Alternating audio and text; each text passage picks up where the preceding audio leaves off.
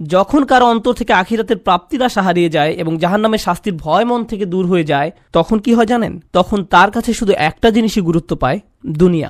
মনে প্রাণে পুরোপুরি দুনিয়ামুখী হয়ে যায়। যেহেতু পরকাল বলে কিছু নেই, তাই এই দুনিয়াতেই যা কিছু করার পাবার জন্য মরিয়া হয়ে যেতে হবে। অর্থ, বিত্ত, সাফল্য, সম্পদ, জনপ্রিয়তা, বিনোদন, মৌজ মাস্তি, সব ধরনের ম্যাটেরিয়াল থিং যে কোনোভাবে যে কোনো পথে অর্জন করাটাই মুখ্য ব্যাপার হয়ে দাঁড়াবে। সে ভাববে দুনিয়া দিয়ে এইসব প্রাপ্তির ভিতরে রয়েছে সব আনন্দ এবং চূড়ান্ত মানসিক তৃপ্তি, মৌজ মাস্তি, সব ধরনের ম্যাটেরিয়াল থিং। তাই পরবর্তী ধাপটা হচ্ছে অগর্রাতকুমুল আমানিয়্যু, অলিক আশার পেছনে বিভ্রান্ত হয়েছে। সে মিথ্যা আশার পেছনে ছুটেছে এবং মনে করেছে পার্থিব অর্জন তাকে সুখী করবে। সে তার সম্পূর্ণ জীবন শুধু এই লক্ষ্যেই ব্যয় করেছে। সে মনে করেছিল এই সব কিছু তাকে তার লক্ষ্যে পৌঁছে দেবে। কারোর জন্য সেটা হয় পরবর্তী কোনো মুভি, কারোর জন্য কোনো খেলনা, কারোর জন্য নেক্সট স্মার্টফোন। যেমন কোনো স্টার ওয়ার মুভি বের হলে টিকিটের লাইনে হজের ভিসার লাইনের চেয়েও লম্বা লাইন হয়, কারণ তাকে এখনই এটা দেখতে হবে, এখনই এটা দেখতে হবে। যদি এখন না দেখা হয় জীবন তো তাহলে পুরাই ব্যর্থ। এখনই এটা দেখতে হবে। যদি মুক্তি পাওয়ার রাতে না দেখা হয় জীবনের তো তাহলে কোনো মূল্যই থাকে না। তাই এখনই দেখতে হবে। এরপর সে ভেবেছিল এই মুভি দেখলে তা হয়তো তাকে এক ধরনের মানসিক পরিপূর্ণতা দিবে, যা সে কোথাও পায়নি। হল থেকে বের হয়ে সে চোখ বড় বড় করে বলে, এটা দারুণ ছিল। পরক্ষণে আবার বিষণ্ণ হয়ে যাবে। নিজেকে প্রশ্ন করবে, এখন কি করব? আবার দেখব মুভিটা? এটা দারুণ ছিল। প্রথমবারের মতো অতটা ভালো না লাগলেও মোটামুটি ভালো লাগবে, কারণ যে জিনিসটা তাদের প্রকৃত শান্তি দেওয়ার কথা, আল্লাহর সন্তুষ্টির অন্বেষণ, সেটা তো আর জীবনের লক্ষ্য নয়। সেই ইচ্ছাটাও আর অবশিষ্ট নেই। অগর্রাতকুমুল আমানিয়্যু হাত্তা জাআ আমরুল্লাহ, অবশেষে আল্লাহর আদেশ এসে পৌঁছেছে। বিশ্বাসীদের মতে এটাই ছিল তার জীবন। মুমিনরা বলবে এটাই তার জীবন, যারা তাদের ঈমান হারিয়ে ফেলেছিল, যেটা শুরু হয়েছিল আপাত দৃষ্টিতে একটা ছোট পদক্ষেপ থেকে, অসৎসঙ্গ, এবং সেখান থেকে এটা একটা অটোমেটিক ডাউনওয়ার্ড স্পাইরাল সিঁড়ি, শুধুই নিচের দিকে নেমে যাওয়া। তারপর তার মনে সন্দেহ দানা বাঁধতে শুরু করে। এরপর সে তার গোটা জীবন শুধু কামনা বাসনা চরিতার্থ করে এবং দুনিয়াবী অর্জনের পিছনে ব্যয় করে। অগররকুম বিল্লাহিল গরুর। তারপর আল্লাহ বলেন চূড়ান্ত প্রতারক। এখানে গরুর শব্দটি মুবালাগা। চূড়ান্ত প্রতারক যে সফলভাবে তোমাদের প্রতারিত করে। সেদিন ঈমানদাররা দেয়ালের অপর পাশের মুনাফিকদের এটাই বলবে। এটা একটা ভয়ানক দৃশ্য যা কোরআনে বর্ণিত হয়েছে। দেয়ালের এক পাশে দাঁড়িয়ে মুনাফিকরা ভাবছে কেন আমাদের অপর পাশে যেতে দেয়া হচ্ছে না, কেন তারা দেয়ালের ওই পারে আটকে গেছে। তখন দেয়ালের অপর পাশ থেকে বিশ্বাসী সাথীরা ধাপে ধাপে ধাপে বর্ণনা করবে কেন তারা দেয়ালের ওই পারে আটকে গেছে। আর কোরআনের এই বর্ণনাটি আপনার আমার জন্য আল্লাহর পক্ষ থেকে একটা উপহার। এটা একটা উপহার যে কিয়ামতের দিবসে সেই ভয়াবহ চিত্রটি এখানে তুলে ধরা হয়েছে। আমার এখন জানাই উত্তম, কারণ সেদিন আমি এই পরিস্থিতিতে পড়তে চাই না। তখন জেনে দিশেহারা, আতঙ্কিত, আশাহত হয়ে পড়তে চাই না। কেন আমি আল্লাহ প্রদত্ত ঈমান হারিয়ে ফেললাম? আপনারা যারা এখানে বসে আছেন, সকল ঈমানদারের অন্তরে আল্লাহ আলো দিয়েছেন। আল্লাহ আমাদের এটা দিয়েছেন। এখন প্রশ্ন হচ্ছে আমরা এই নূরকে অন্তরে ধারণ করতে পারছি কিনা। আমাদের নিজেদের দিকে তাকিয়ে দেখতে হবে আমরা কোথায় আছি। কেউ কেউ হয়তো অসৎসঙ্গের ফিতনার সাথে জড়িয়ে আছি। হতে পারে আপনি মাত্র প্রথম ধাপে আছেন আর ভাবছেন যাক না আরও কিছুদিন। হয়তো এটা এমনও হতে পারে আপনি এখন শেষ ধাপে আছেন। তাই শুধু দুনিয়াবী জিনিসের মাঝেই আপনি চূড়ান্ত সাফল্য এবং মানসিক প্রশান্তি খুঁজে বেড়ান। এই আলো ছাড়া আমাদের যা কিছু অর্জন অথবা উপার্জন, শেষ বিচারের দিনে এই সব কিছু হবে মূল্যহীন। শেষ বিচারের দিনে এই সব কিছু হবে মূল্যহীন। তাই এই অনুচ্ছেদে আল্লাহ তাআলা এটাকে প্রথমে আলো হিসাবে বর্ণনা করেছেন। বিচার দিবসে এই আলোরই একমাত্র মূল্য থাকবে। তাই এই অনুচ্ছেদের প্রথমে আল্লাহ তাআলা এটাকে আলো হিসাবে বর্ণনা করেছেন। বিচার দিবসে এই আলোরই একমাত্র মূল্য থাকবে।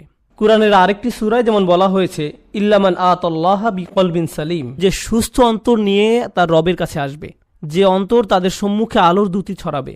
এই দুনিয়াতে আপনার আমার আর বাকি যা কিছু আছে সবই অর্থহীন। শেষ বিচারের দিনে আল্লাহর সামনে এর সবই গুরুত্বহীন। কিছুদিনের জন্য আমরা এইসব উপভোগ করতে পারি, কিন্তু যদি এর ফাঁদে আটকে যাই এবং আমাদের অন্তরের সব জায়গা দখল করে নেয়, অন্তরে আর কোনো জায়গা বাকি থাকবে না। আর তাই এর পরের আয়াতে আল্লাহ তাআলা বলছেন, ফালিয়াউমা লা ইউখাযু মিনকুম ফিদিয়াতুন ওয়ালা মিনাল্লাযীনা কাফারু মাওয়াকুমুন নার হিয়া মাওলাকুম ওয়া বিসাল মাসির। আজকে তোমাদের কাছ থেকে কোনো মুক্তিপণ, কোনো ক্ষতিপূরণ গ্রহণ করা হবে না।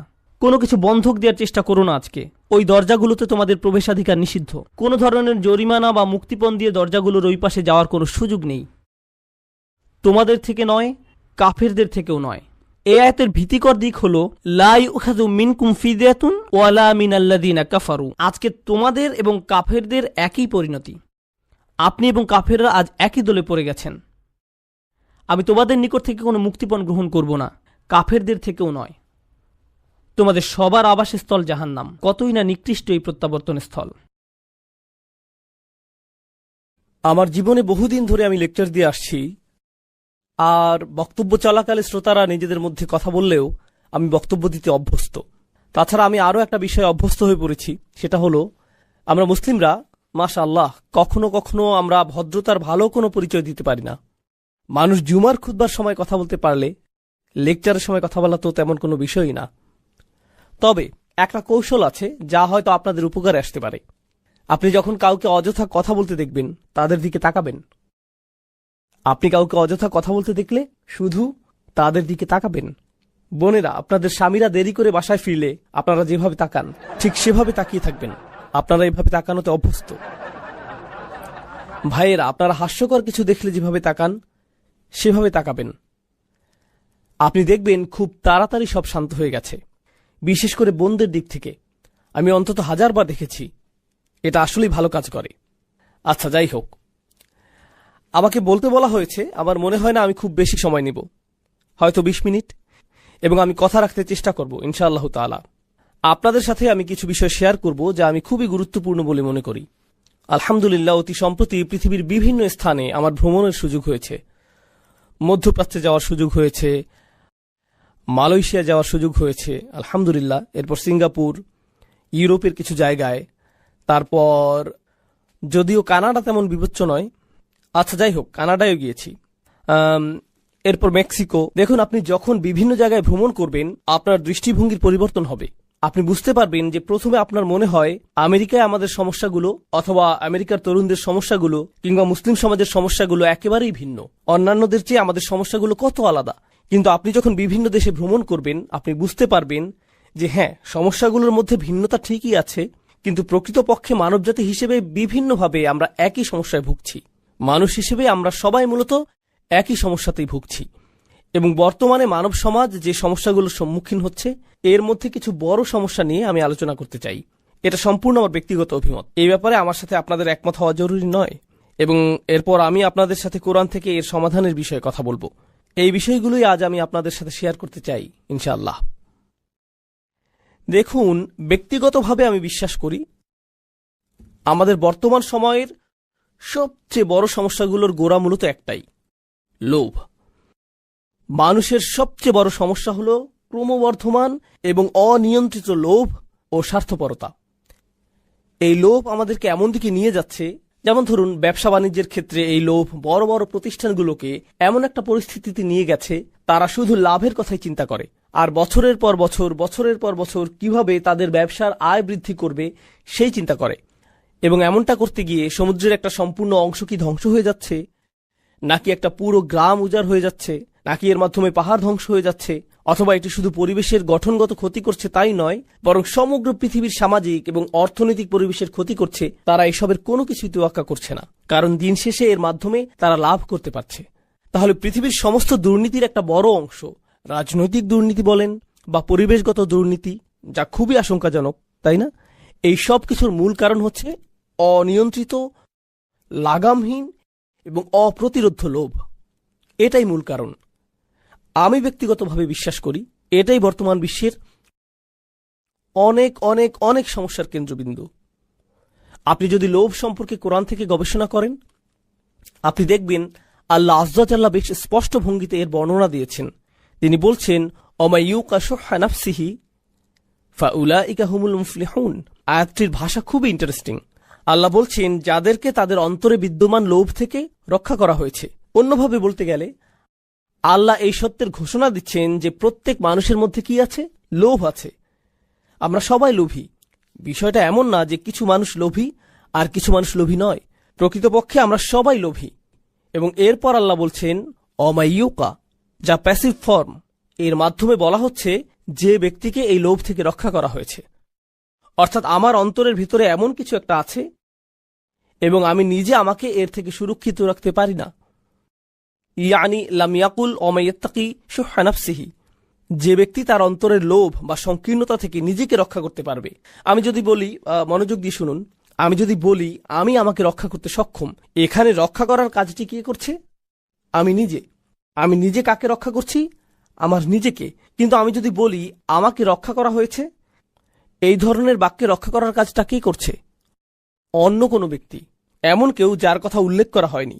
এই আয়াতে আল্লাহ বলছেন তোমাদেরকে অবশ্যই বাইরে থেকে নিরাপত্তা দিতে হবে, বাইরের কাউকেই আসতে হবে যে তোমাদেরকে তোমাদের মনের গভীরে থাকা লোভ থেকে রক্ষা করবে, এবং তোমাদের কাছ থেকে লোভ সংকীর্ণতা কখনো আলাদা করা যায় না।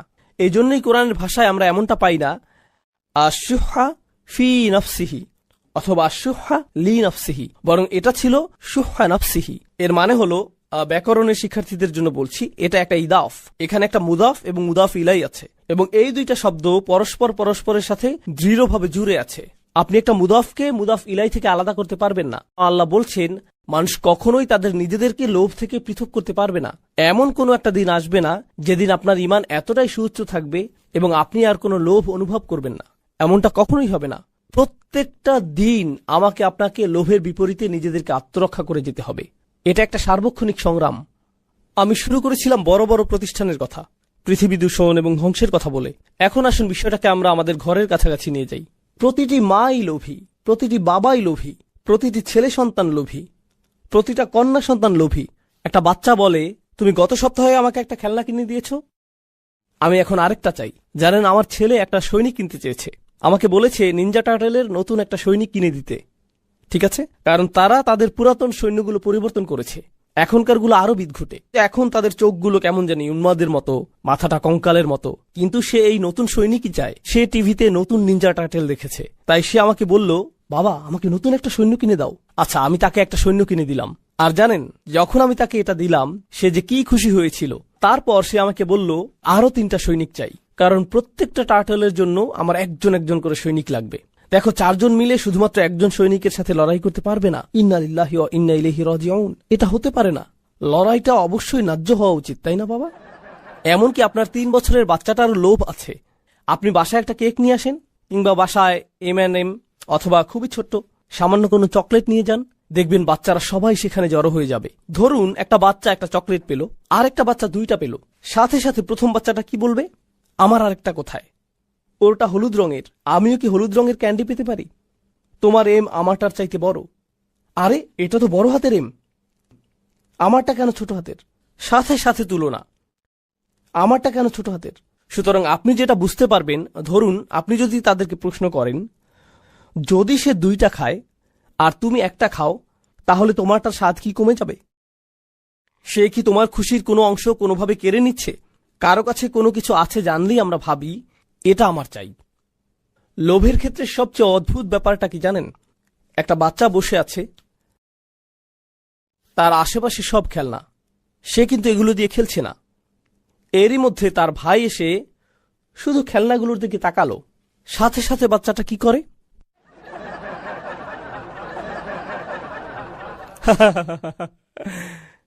সাথে সাথে সাথে সাথে আপনি অন্যের সামনে নিজেরটা দখলই নিতে চান, আর যখন সামনে কেউ থাকে না আপনি আপনার জিনিসকে অত পাত্তাই দেন না। জানেন এ থেকে আমরা কি শিক্ষা পাই? আমরা বুঝতে পারি যে আমাদের বেশিরভাগ লোভ মূলত আমাদের পারিপার্শ্বিকতার প্রভাবে হয়। ফলে আপনি যখন একাকী থাকেন দেখবেন আপনি কিছুই চাইবেন না। মাঝে মাঝে আপনি খুব করে চাইবেন শুধু একটু একা বসে থাকতে আর আকাশের দিকে তাকিয়ে থাকতে, অথবা সমুদ্রের কোনো তীরে বসে শুধু পানির দিকে তাকিয়ে থাকতে চাইবেন। আপনি অন্য কিছু চান না, আপনি সেখানে ভালো থাকেন, সন্তুষ্ট থাকেন। কিন্তু আপনি যখন লোকালয়ে বের হন আর খুব সুন্দর একটা গাড়ি দেখেন, যখন অনেক সুন্দর কোনো এলাকা দেখেন, বড় কোনো বাড়ি দেখেন, যখন আপনি অন্য কোনো শহরে ভ্রমণ করেন যেখানকার আবহাওয়া ডালাসের চাইতে অনেক অনেক ভালো এবং যেটা পাওয়া খুব একটা কঠিন কাজও না, তখন সাথে সাথে আপনার কেমন লাগে?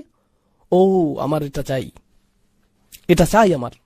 এই লোভ শুধুমাত্র পৃথিবীকেই কলুষিত করে না, বরং পরিবারগুলোকেও কলুষিত করে। এটা পরিবারগুলোকে কলুষিত করে, সমাজকে দূষিত করে। তাছাড়া লোভ শুধুমাত্র টাকা পয়সার সাথে সম্পৃক্ত নয়, লোভ হলো জীবনের সব কিছুতে আপনার পাওনা অংশের চেয়ে বেশি কিছু চাওয়া। আপনি যদি ভাইস প্রেসিডেন্ট হন, আপনি প্রেসিডেন্ট হতে চান। আপনি সহকারী শিক্ষক হলে অধ্যক্ষ হতে চান। আপনি অধ্যক্ষ হয়ে থাকলে আরো বড় প্রতিষ্ঠানের অধ্যক্ষ হতে চান। আপনি যদি কোথাও তত্ত্বাবধায়ক হয়ে থাকেন এবং সেখানে যদি আরো কোনো তত্ত্বাবধায়ক থাকে, আপনি চান প্রধান তত্ত্বাবধায়ক হতে। ঠিক না? আপনি যদি এমএসএতে সেক্রেটারি পদে থাকেন, আপনি সভাপতি হতে চাইবেন। সবাই উপরে উঠতে চায়। আপনি যদি কোনো প্রতিষ্ঠানের একেবারে প্রাথমিক স্তরে কাজ পেয়ে থাকেন, খুব শীঘ্রই আপনি ম্যানেজার হতে চান। আপনি নিজের জন্যই এমনটা করতে চান। আপনি নিজেকে উপরে ওঠার জন্য ঠেলতেই থাকেন, এক অবস্থানে তৃপ্ত থাকেন না। আপনি দেখবেন পৃথিবীর অনেক ধনী মানুষেরা মূলত পৃথিবীতে সবচেয়ে দুর্ভোগের জীবনযাপন করে। যারা কোটি কোটি টাকা আয় করেছে, যারা পাগলের মতো টাকা আয় করেছে, এই ধরনের মানুষদের মধ্যে বেশিরভাগেরই জীবন বলতে কিছু থাকে না।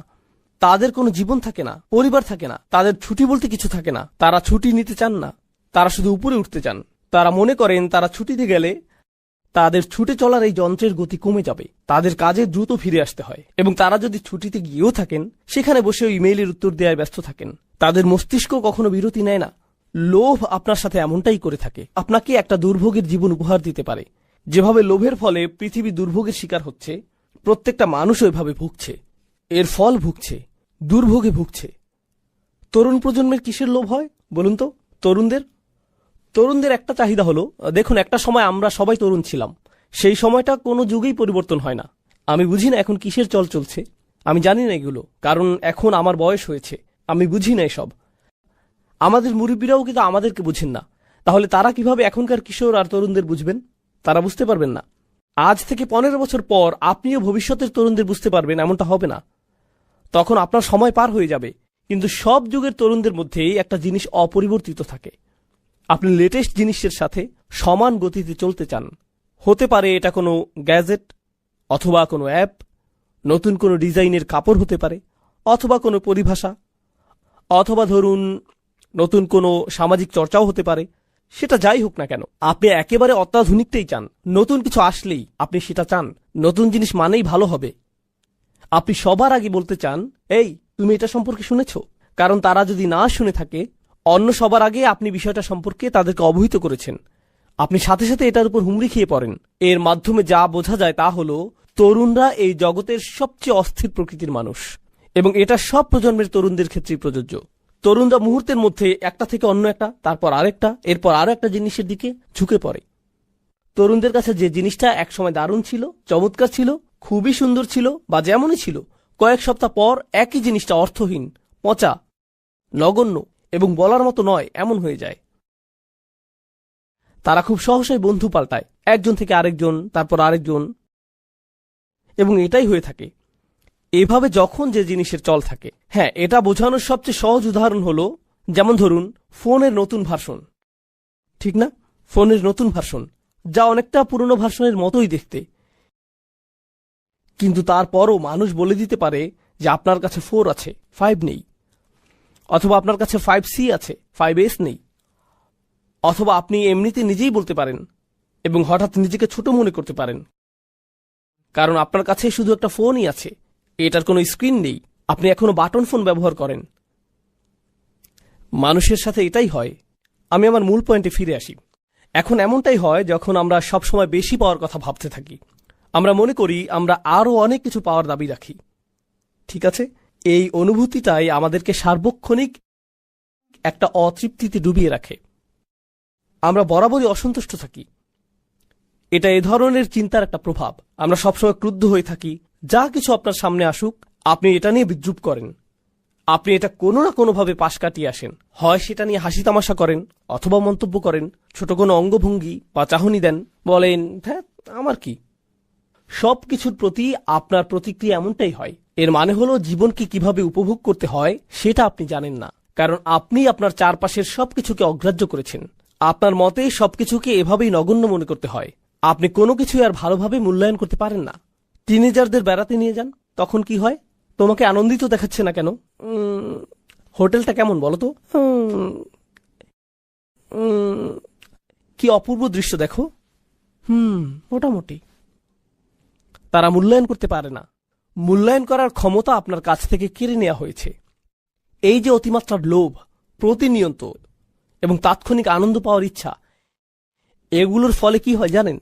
তরুণদের পুরো একটা প্রজন্ম গড়ে উঠেছে যারা চরম উদাসীন এবং নিরুৎসাহিত।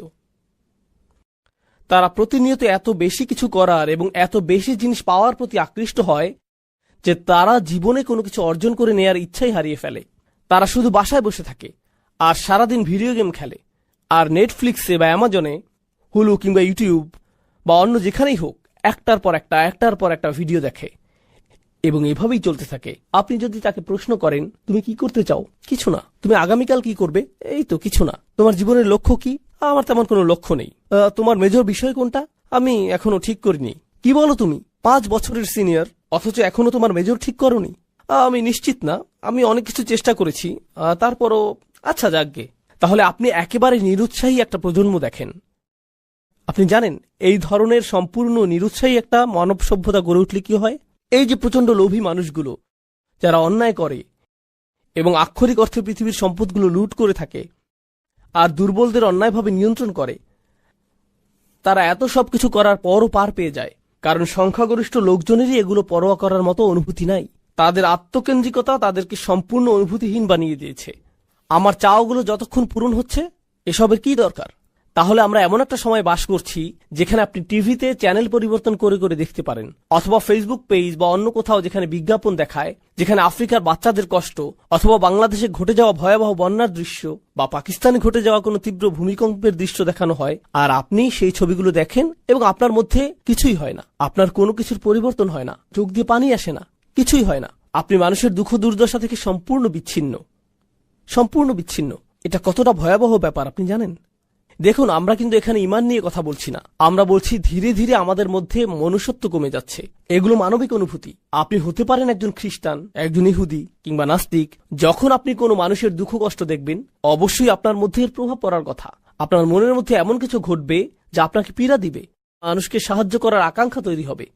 কিন্তু যখন এই ধরনের কিছুই হয় না, তখন আপনি চ্যানেল পাল্টে সেটাই দেখেন যা দেখতে আপনার মন চায়, একটা মুভি যেটা আপনার মস্তিষ্ক থেকে এগুলো আবার মুছে দিবে। আজকাল এটাই ঘটে চলছে। এটা সত্যিই খুবই ভয়ঙ্কর সময়। আমি একটা মুসলিম দেশে গিয়েছিলাম, সেখানে একজন আরবকে জিজ্ঞেস করলাম এখানকার মানুষরা কিভাবে সময় কাটায়, তরুণরা কিভাবে সময় কাটায়।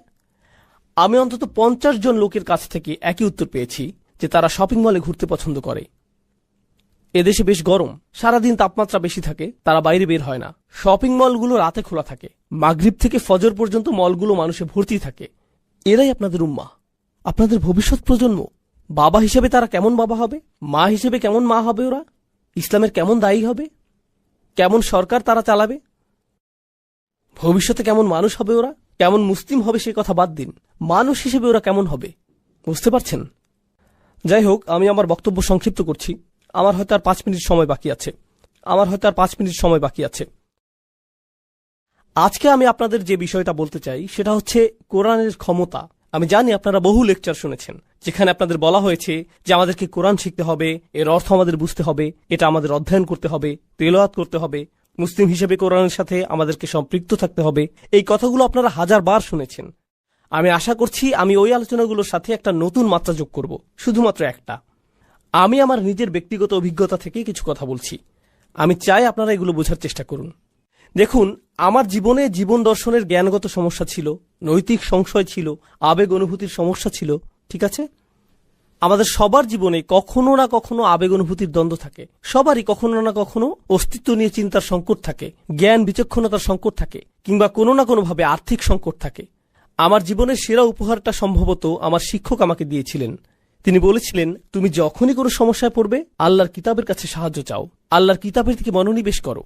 দেখুন, আরবি শেখার জন্য আমার অনুপ্রেরণা কিংবা তাফসীর অধ্যয়নের জন্য আমার অনুপ্রেরণা কখনোই কোরআনের জ্ঞান অর্জন করা ছিল না। জ্ঞান অর্জন করা আমার মূল উদ্দেশ্য ছিল না, এটা এখনো আমার মূল উদ্দেশ্য নয়।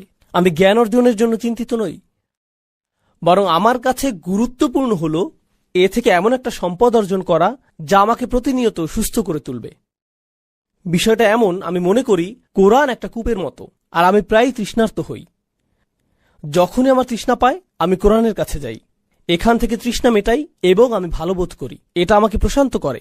দেখুন, আমাদের বুঝতে হবে যে কোরআন হলো আর শিফা, কোরআন হচ্ছে শিফা, এটা মানুষকে সুস্থ করে তোলে। অনেকেই মনে করেন এই তো আমি কোরআনের অর্থ পড়ছি, আমি অনেক কিছু বুঝতে পারছি, আমি অনেক বিষয় শিখছি, আমি কিছুটা আরবি ভাষাও শিখছি, খুবই ভালো কথা। দেখুন, আমি শেখার পক্ষের বড় একজন সমর্থক হিসেবে বলছি, শেখাটা মূল লক্ষ্য নয়। শেখা হলো আপনি কিভাবে পানির আধার থেকে পানি তুলবেন, শুধুমাত্র সেটা জানা। বিষয়টা অনেকটা এরকম, আমি পুষ্টিকর খাবার সম্পর্কে সবকিছু শিখেছি, কিন্তু আপনি পুষ্টিকর খাবার খান না, তাহলে এগুলো শিখে কি লাভ?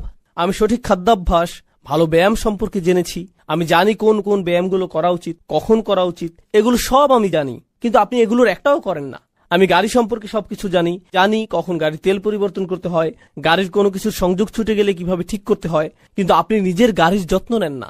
কি করছেন আপনি? আপনি কেন এগুলো শিখেছেন? এই জ্ঞান আপনাকে সাহায্য করার কথা ছিল, তাই না? আমি যে বিষয়টা প্রমাণ করতে চাইছি, বেশিরভাগ সময় আমরা জোর দিয়ে বলতে থাকি আমাদের জানতে হবে, শিখতে হবে, কিন্তু আয়াতটির বক্তব্য অনুযায়ী কোরআন এখন বিষয়বস্তু পরিবর্তন করে একটি বিশেষ দলের প্রতি ইঙ্গিত করেছে, যাদেরকে বলা হয় আল মুখাল্লাফুন। আল মুখাল্লাফুন অর্থ যারা পেছনে থেকে গিয়েছিল। তারা রসুল সাল্লাল্লাহু আলাইহি সাল্লামের স্বপ্নের বাস্তব রূপদানের উদ্দেশ্যে মক্কা অভিমুখে অগ্রসর হওয়ার অভিযানে যোগ না দিয়ে পেছনে থেকে গিয়েছিল। আর মুসলিমরা মদিনায় ফিরে আসার আগেই এই সূরাটি নাজিল হয়েছিল। এখানে আল্লাহ সেই কথোপকথন সম্পর্কে জানাচ্ছেন, রসুল সাল্লাল্লাহু আলাইহি সাল্লাম মদিনায় পৌঁছানোর পর যা ঘটবে এবং এই লোকগুলো তখন যা বলবে। তারা কিছু কথা বলবে, আর আল্লাহ ইতিমধ্যে জানেন তারা কি বলবে। তিনি রসুল সাল্লাল্লাহু আলাইহি সাল্লামকে তা আগাম জানিয়ে দিচ্ছেন। سيقول لك المخلفون من الأعراب আরবদের মধ্য থেকে, গ্রাম্য আরবদের মধ্য থেকে যারা পেছনে রয়ে গিয়েছিল, অর্থাৎ কোনো কিছু তাদের পিছনে রেখেছিল, তাদের কাপুরুষতা তাদেরকে পেছনে রেখেছিল, তাদের মন্দ ইচ্ছা তাদেরকে পেছনে রেখেছিল, অথবা এমনকি আল্লাহ শাস্তিস্বরূপ তাদের পেছনে রাখতে পারেন। আরবদের মধ্যে যারা পেছনে রয়ে গিয়েছিল তারা বলবে, شغلتنا أموالنا وأهلنا আমাদের ব্যবসা ও পরিবার আমাদেরকে ব্যস্ত রেখেছিল, তাই আমরা অভিযানে যেতে পারিনি। এখানে মজার বিষয় হলো, তারা বলেনি যে اشتغلنا بأموالنا وأهلنا আমরা আমাদের ব্যবসা ও পরিবার নিয়ে ব্যস্ত হয়ে পড়েছিলাম, বরং তারা বলছে আমাদের পরিবার আমাদেরকে ব্যস্ত রেখেছিল এবং আমাদের সম্পদ আমাদেরকে ব্যস্ত রেখেছিল। সুতরাং আমরা মূলত ব্যস্ত ছিলাম না, বরং এটা ব্যবসায়ের দোষ এবং পরিবারের দোষ। তারা আমাদেরকে ব্যস্ত করে রেখেছিল। বালাগা বা অলঙ্কার শাস্ত্রে এই ধারণাটিকে বলা হয় মুসনাদ ও মুসনাদ ইলাইহ, অর্থাৎ কার্যকারণকে কারো উপরে আরোপ করা হচ্ছে। তারা এই ব্যস্ততাকে নিজেদের উপর নয়, বরং সম্পদ ও সন্তানদের উপর আরোপ করছে। কারণ আমি কি করব, ব্যবসা, সম্পদ, পরিবার, অনেক বাধ্যবাধকতা, তাই আপনার সাথে যেতে পারিনি। তো شغلتنا أموالنا وأهلنا فاستغفر لنا সুতরাং আমাদের জন্য ক্ষমা প্রার্থনা করুন। উল্লেখ্য যে রসুল সাল্লাল্লাহু আলাইহি সাল্লাম যখন তাদের জন্য ক্ষমা প্রার্থনা করবেন তা প্রকাশ্যে হবে, আর এর অর্থ এর মাধ্যমে এই লোকদেরকে স্বীকৃতি দেওয়া হবে। কারণ নবীজি কারো জন্য দোয়া করার অর্থ তারা যেন একটা সবুজ সংকেত পেয়ে গেল, তাই না? তারা এখন অনুমোদিত। সুতরাং এটা সমাজে তাদের গ্রহণযোগ্যতা পাওয়ার একটা কৌশল। লোকেরা মনে করবে না যে তারা মুনাফিক, কারণ রসুল নিজেই আমাদের জন্য দোয়া করেছেন। আসলে ইস্তেগফারের প্রতি তাদের কোনো আগ্রহ নেই, বরং মানুষের মধ্যে বিশ্বাসযোগ্যতা হারানোই তাদের মূল উদ্বেগের বিষয়। এটাই মূল উদ্বেগের বিষয়। তো তারা আপনার কাছে এসে এই কথা বলবে, يقولون بألسنتهم ما ليس في قلوبهم তারা তাদের জিহ্বা দিয়ে এমন কথা বলবে যা তাদের হৃদয়ে নেই। অন্য কথায়, মদিনায় এবং আমাদের জীবনেও এমন অনেক লোক থাকবে যাদেরকে দেখে মনে হবে যে তারা ধর্মের সাথে সম্পর্কিত কিছু চাইছে, কিন্তু মূলত এর সাথে ধর্মের কোনো সম্পর্ক নেই। এটা আসলে তাদের সামাজিক অবস্থানের সাথে সম্পর্কিত।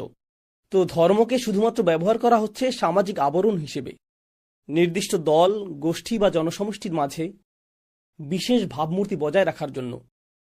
আর এটা এক ধরনের ভণ্ডামি, নিজেকে ধার্মিক হিসেবে উপস্থাপন করা বা অনুমোদিত হিসেবে প্রতিপন্ন করা। এটি এমন একটি মনস্তত্ত্ব যা বহু সমাজে বিদ্যমান, তাই না? কেউ যত বেশি ধরা পড়ার আতঙ্কে থাকে, তত বেশি তার ধর্মীয় ছদ্মবেশ ধারণ করার প্রয়োজন পড়ে। তাই আপনি দেখতে পাবেন যে সবচেয়ে নিকৃষ্ট মানুষদের কারো কারো বাহ্যিক অবয়ব দেখে তাদেরকে অত্যন্ত ধর্মপরায়ণ বলে মনে হয়। নিকৃষ্ট ধরনের কিছু মানুষ, তারা মানুষের অগোচরে ক্ষতি করে, ব্যবসায় প্রতারণা করে, স্ত্রীর মোহরানা আদায় করে না, উত্তরাধিকার অস্বীকার করে, সব ধরনের হারাম ব্যবসা চালায়, ধার করা টাকা ফেরত দেয় না, অপবাদ দেয়, প্রতারণা করে, মিথ্যা বলে, সব ধরনের খারাপ কাজ করে, সব অন্যায়, অনৈতিক কাজ। কিন্তু বাহ্যিক অবয়বে তারা অত্যন্ত ধর্মপরায়ণ, অর্থাৎ তারা নামাজ পড়ে অথবা ইসলামিক কোনো কাজ করে, তা প্রদর্শনের চেষ্টা করবে, তাই না? পোশাক, চেহারা সবই অত্যন্ত ধার্মিক, তাই না? আর এর ফলে সাধারণ মুসলিমগণ ভাবে যে ধার্মিক মানুষগুলো তো নিকৃষ্ট মানুষ, এরা আসলেই বিপদগামী। আমি তো এমন অনেককে চিনি যাদের ধার্মিক অবয়ব নেই, কিন্তু তারা অনেক বেশি চমৎকার। আর এই ধার্মিক লোকগুলো কত খারাপ! আসলে তাদের ধার্মিক হওয়াটা এ কারণে নয়, বরং ঠিক উল্টোটাই সত্য। এর কারণ তারা মূলত ধার্মিক নয়, কিন্তু তারা ধর্মকে ছদ্মবেশ হিসেবে ব্যবহার করে, এটাকে ঢাল হিসেবে ব্যবহার করে। এরপর তারা তাদের কাজ যেভাবে চালানোর সেভাবেই চালায়, তাই না? তো এরকম তো অহরহ দেখতে পাওয়া যায়। এ বিষয়ে সবচেয়ে চোখে পড়ার মতো উদাহরণ, আমার শত আলোচনায়ও এর জন্য যথেষ্ট হবে না, কারণ এটি প্রচুর পরিমাণে ঘটছে। লক্ষ লক্ষ কোটি কোটি মানুষ এমনটা করছে। আমার কাছে অবাক লাগে। উদাহরণস্বরূপ দক্ষিণ এশিয়া ও দক্ষিণ পূর্ব এশিয়া, যেমন ভারত, পাকিস্তান, বাংলাদেশ, নেপাল, এবং এভাবে এগিয়ে গেলে মালয়েশিয়া, ইন্দোনেশিয়া, সিঙ্গাপুর ও শ্রীলঙ্কা। এই অঞ্চলে মূলত পৃথিবীর বেশিরভাগ মানুষ বাস করে। দক্ষিণ এশিয়া ও দক্ষিণ পূর্ব এশিয়া একত্রে পৃথিবীর সবচেয়ে ঘনবসতিপূর্ণ অঞ্চল। আর মজার বিষয় হলো, এটি পৃথিবীতে মুসলিমদেরও সবচেয়ে ঘনবসতিপূর্ণ অঞ্চলগুলোর একটি। সুতরাং আসুন এক মুহূর্তের জন্য মুসলিমদের নিয়ে কথা বলা যাক। যখন কোনো নারী তালাকপ্রাপ্ত হয়, যেমন স্বামী স্ত্রীর মধ্যে ঝগড়া হলো, লোকটি বলল তালাক। যদি আপনি পাকিস্তানে থাকেন, তাহলে 3 বার না বললে তা তালাক বলে গণ্য হবে না, কারণ কিছু নির্বোধ মানুষ তাদেরকে শিখিয়েছে যে তোমাকে 3 বার তালাক বলতে হবে। তাই তারা এমনকি তালাক শব্দটি একবারে উচ্চারণ করতেই জানে না। তালাক তালাক তালাক। যখন সে এমনটা করে, তখন মেয়েটি বা স্ত্রীটির কি হয়? লোকটি মেয়ের বাড়িতে ফোন করে বলে, আপনাদের মেয়ের সাথে আমার সম্পর্ক শেষ, তাকে নিয়ে যান, সে আর আমার স্ত্রী নয়, আমি তাকে তালাক দিলাম। এটা অহরহ, লক্ষ লক্ষ পরিবারে এমনটা ঘটে। আর প্রসঙ্গক্রমে লোকটি কিন্তু ধার্মিক, বড় দাড়ি রয়েছে, গত বছর হজ করেছে, এমনকি সেখানে সেলফিও তুলেছে, ইসলামিক সেলফি। সে এরকম। কোরআনে সূরা তালাক নাজিল হয়েছে। কোরআন নাজিল হওয়ার পর দীর্ঘ সময় অতিক্রান্ত হয়েছে, এটা লুকানো কোনো বিষয় না। কোরআন বলছে, إذا طلقتم النساء فطلقوهن لعدتهن وأحصوا العدة।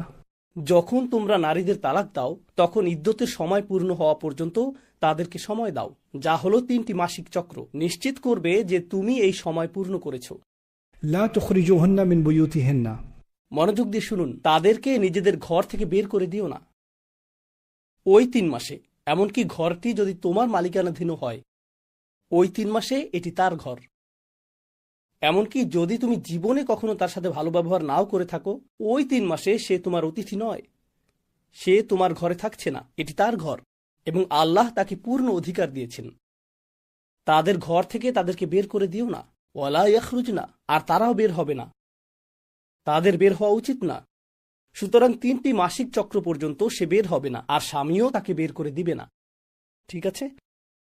এখন মানুষ বলতে পারে, ঠিক আছে, আমি তাকে বের করব না, কিন্তু এর মানে এই না যে আমি তাকে নিশ্চিন্তে থাকতে দিব। আমি বিদ্যুৎ বিচ্ছিন্ন করে দিব, পানি বন্ধ করে দিব। কোনো আয়াতে বলা নেই যে বিদ্যুৎ চালু রাখতে হবে। Right? আল্লাহ বলেন, অলা তুদররুহুন্না লিতুদাইয়িকু আলাইহিন্না, একই সূরা।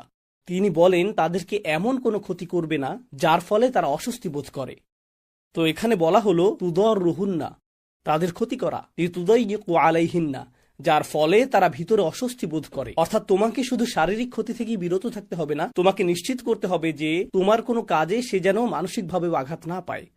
কারণ স্পষ্টতই তোমরা একে অপরকে মানসিকভাবে সামলাতে পারছিলে না, কিন্তু বিশেষ এই সময়ে তোমাকে আগের চেয়েও ভালো হতে হবে। কারণ আল্লাহ বলছেন, এখন তুমি আমার নির্ধারিত সময়ে প্রবেশ করছো, যখন তুমি ইদ্যতের সময়সীমায় প্রবেশ করেছো। এর আগ পর্যন্ত তোমরা ছিলে স্বামী স্ত্রী, সেটা ছিল তোমার স্ত্রীর মধ্যকার ব্যাপার। কিন্তু যেই মুহূর্তে তুমি তলাক উচ্চারণ করলে, এটি এখন তুমি, আল্লাহ ও তোমার স্ত্রীর মধ্যে। তোমার বোঝাপড়া এখন তার সাথে নয়, বরং সরাসরি আল্লাহর সাথে। আর আল্লাহ বলেছেন, এটা তোমার সময় নয়, এটা আমার সময়, আমি তাকে এই ইদ্যত দিয়েছি, আর তুমি তার সাথে সেভাবেই আচরণ করবে যেরকমটা আমি আদেশ করেছি। এর আগ পর্যন্ত তোমরা বন্ধু হতে পারো, কখনো কখনো একে অপরের উপর রাগ করতে পারো, কিন্তু ওই 3 মাসে নয়। অলা তুদররুহুন্না লিতুদাইয়িকু আলাইহিন্না, এই 3 মাসের জন্য। এখন আপনারা আমাকে বলুন, ধার্মিক মুসলিম পরিবারগুলো হিজাব, দাড়ি, পূর্ণ ইসলামিক অবয়ব, আর সেই হিজাবি মা যিনি প্রতি সপ্তাহে ইসলামী আসরের আয়োজন করেন, তিনি বলছেন, আমার ঘর থেকে বের হয়ে যাও, এটা আমার ছেলের ঘর। আর সেই সপ্তাহে তিনি সূরা তালাকের তাফসীর নিয়ে আলোচনা করেন। বুঝতে পারছেন বিষয়টা? এটা কোন ধর্ম? এটা কোন ধর্ম? আমাদের সমাজে এত বেশি গুরুত্ব দেওয়া হয়, মুরগিটি কোথা থেকে কিনেছো, এটা কি হালাল মুরগি, এটা কি জবিহা হালাল, এটা কি সুবার জবিহা হালাল, ছুরিটা কি হালাল, লোকটা কি হালাল, তার হাত কি হালাল, হালাল কতটা হালাল। আপনি নিশ্চিত করেন যে এটা হালাল, কিন্তু এই সকল হারাম কাজ আপনি প্রকাশ্যে করছেন, আল্লাহর আয়াতকে উপহাস করছেন। এতে কোনো সমস্যা নেই, কোনো সমস্যা নেই, এগুলো কোনো ব্যাপারই না। মানুষ নিশ্চিত করে, এভাবে চেক করে নিশ্চিত করে, ভাই ভাই আপনার কাপড় গোড়ালির কিছুটা নিচে নেমে গেছে, ما أسفل الكعبين ففي النار. গোড়ালির নিচে থাকলে সে অংশ জাহান্নামে যাবে। একই লোক, সে এখনো তার স্ত্রীর মোহরানা আদায় করেনি। একই মানুষ, এটা কি? একই লোক যে বাবা মারা যাওয়ার পর তার বোনের উত্তরাধিকার প্রদান করেনি। একই লোক, একই লোক। আমি এটা বুঝতে পারি না। জানেন এই লোকদের কি ঘটে? তারা ধর্মের কিছু অংশ নেয় আর বলে এটাই আমার ইসলাম, যতক্ষণ মানুষ দেখছে। কারণ এটাই মানুষ দেখতে পায়। মানুষ দেখতে পায় গোড়ালির ওপরের কাপড়, মানুষ দেখতে পায় আমার দাড়ির দৈর্ঘ্য, মানুষ দেখতে পায় মাথায় পরিহিত হিজাব, মানুষ এগুলো দেখতে পায়। যতক্ষণ তারা দেখতে পাবে যে আমি ধার্মিক, সেটাই আমার জন্য যথেষ্ট।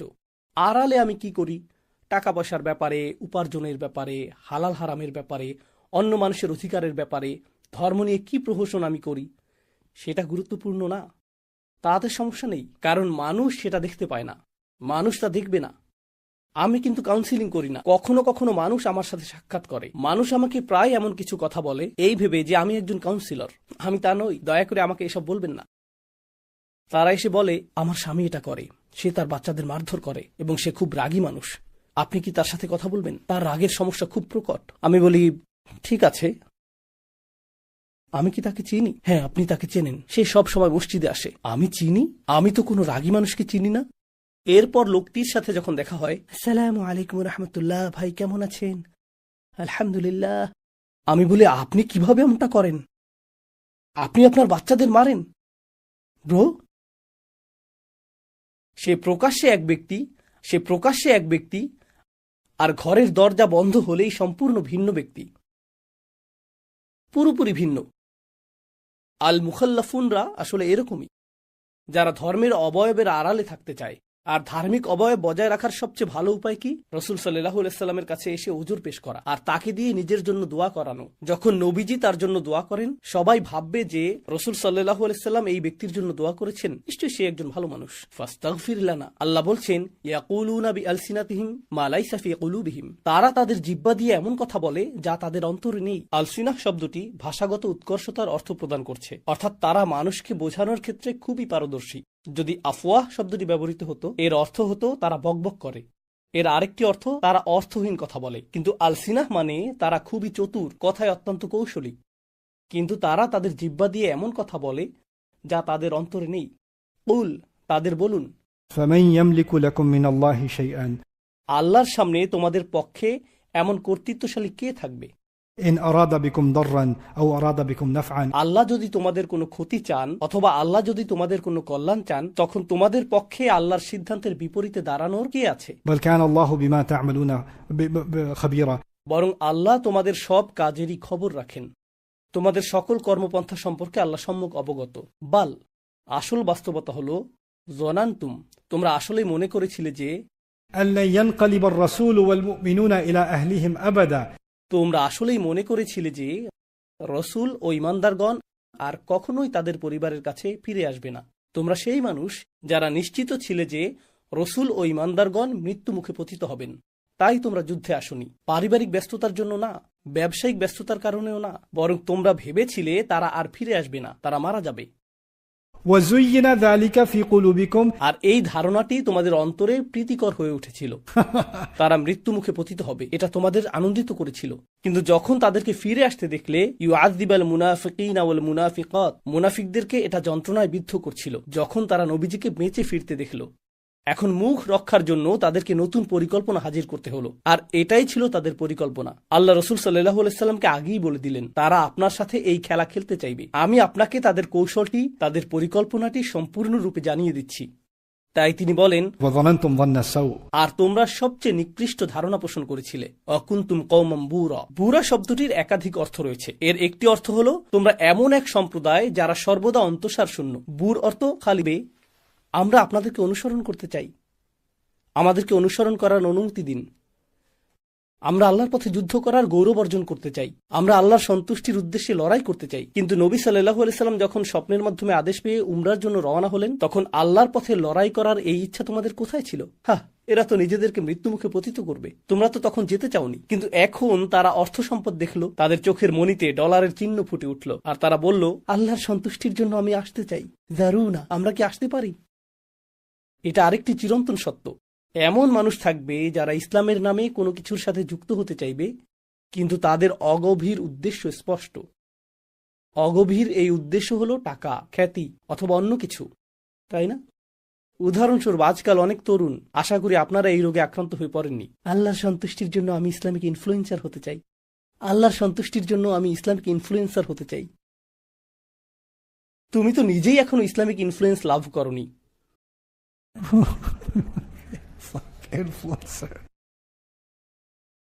ভাইয়েরা, ভোরে ইস্তেগফার করা খুবই গুরুত্বপূর্ণ, ঠিক আছে? ঠিক আমার মতো আমিও এখন ইস্তেগফার করছি। এটা শুধু আপনি এবং মহান আল্লাহর মধ্যকার ব্যাপার। এই সম্পর্ক শুধু আপনি এবং আল্লাহর মধ্যকার সম্পর্ক, কাউকে এটা জানানো যাবে না। একইভাবে তাহাজ্জুদের নামাজ, বাইরে চাঁদ দেখতে পাচ্ছেন, এটা তাহাজ্জুদের চাঁদ। হ্যাঁ ভাইয়েরা, আপনাদের নিয়তকে খাঁটি রাখবেন। তাহাজ্জুদ বিষয়ক আমার আগামীকালকের লাইভে যুক্ত হন, আল্লাহ সন্তুষ্টির উদ্দেশ্যে। তারা রসুল সাল্লাল্লাহু আলাইহি সাল্লামের কাছে এসে বলবে, হে নবী, আমরা আপনার অনুসরণ করতে চাই। আর আল্লাহ এখন তার নবীকে একটি নির্দেশনা দিলেন। কি সেই নির্দেশনা? এই লোকেরা যেহেতু হুদাইবিয়াতে বা উমরার উদ্দেশ্যে এই ভ্রমণে আপনার সাথে আসেনি, এর ফলে তারা আর যুদ্ধে অংশ নিতে পারবে না, কারণ এটা প্রমাণ করে যে তারা যুদ্ধক্ষেত্রে জীবন দিতে প্রস্তুত নয়। আর তুমি যদি যুদ্ধক্ষেত্রে জীবন দিতে প্রস্তুত নাও হও, তাহলে তুমি যুদ্ধক্ষেত্রের সম্পদ না, বরং বোঝা। কারণ যখন পরিস্থিতি কঠিন হবে, এই লোকদের থেকে কি আশা করা যায়? তারা পালিয়ে যাবে, তারা কৌশলগত অবস্থান ছেড়ে যাবে, যা মৃত্যুর দিকে নিয়ে যাবে। এদের কোথাও না নেয়াটাই উত্তম। তো যখন তারা আপনার কাছে এসে এই কথা বলে, আল্লাহ বলেন, يريدون أن يبدلوا كلام الله তারা আল্লাহর বাণী পরিবর্তন অথবা প্রতিস্থাপন করতে চায়। আল্লাহ তার সিদ্ধান্ত জানিয়ে দিয়েছেন। আল্লাহর কালামটি কি? কুল, তাদেরকে বলুন, লান তাত্তাবিউনা, তোমরা কখনো আমাদের অনুসরণ করবে না। এটি শব্দের খেলা। তোমরা কখনোই আমাদেরকে অনুসরণ করবে না, ইসলামের ক্ষেত্রেও না, এই অভিযানেও না। এমনিতেই তো তোমরা ঐকান্তিক অনুসারী নও, এতদিন তো তোমরা অনুসরণ করনি, এখন কেন অনুসরণ করতে চাও? لن تتبعونا كذلكم قال الله من قبل আর প্রসঙ্গত আল্লাহ ইতিমধ্যে আগেই এই কথা বলে দিয়েছেন, অর্থাৎ এই আয়াতটি এই কথোপকথনের আগেই নাজিল হয়েছে। এই কথোপকথনটি ঘটবে যখন তারা মদিনায় ফিরে গিয়ে এরপর খাইবার যাওয়ার প্রস্তুতি নেবে, আর তারা বলবে, যারুনা নাত্তাবিউকুম। তখন আপনি বলবেন, লান তাত্তাবিউনা কাযালিকা ক্বালা আল্লাহু মিন ক্বাবল, তোমরা আমাদের অনুসরণ করবে না। তারা বলবে, কোথা থেকে আবার এই কথা বলছো? আল্লাহ ইতিমধ্যেই এটা বলে দিয়েছেন, তুমি সূরাটি শোনোনি? সবাই তো তোমাকে নিয়েই কথা বলছে, তুমি তো সেলিব্রিটি ভাই। ফাসায়াকুলুনা, জবাবে তারা তখন বলবে, বাল তাহসুদুনানা, তোমরা শুধু আমাদের প্রতি ঈর্ষান্বিত। এটাই তারা বলবে, তোমরা ঈর্ষা করছো, কারণ তোমরা হুদাইবিয়া পর্যন্ত গিয়ে সেখানে বহনকারী পশুগুলোকে হারিয়ে গরিব হয়ে ফেরত এসেছো, আর আমরা সেই ভুল করিনি। তাই তোমরা মনক্ষুণ্ণ হয়েছো এই জন্য যে আমরা এই বিপর্যয় এড়াতে সক্ষম হয়েছি, তাই তোমরা আমাদেরকে এই সম্পদ পেতে দিতে চাচ্ছ না।